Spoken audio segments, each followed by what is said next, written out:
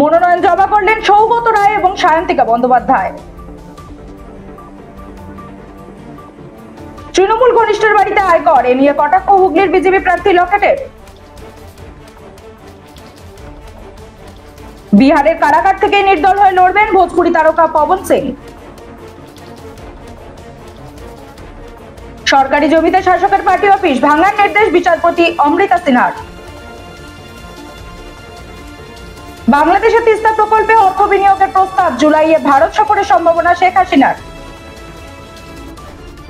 নন্দিতা রায় ও শিবপ্রসাদের দাবারু দেখে দিব্যেন্দু বড়ুয়া বলেন, ছবিতে আমি যেন নিজেকেই দেখলাম। এফআইআর দায়ের নিয়ে রাজনীতি করবেন না, আইনকে আইনের পথে চলতে দিন, নির্দেশ শীর্ষ আদালতের।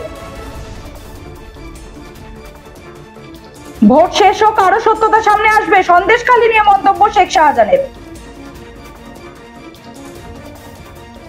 বাংলাকে কলঙ্কিত করেছে বিজেপি, জবাব দেবে সাধারণ মানুষ, মন্তব্য অভিষেকের।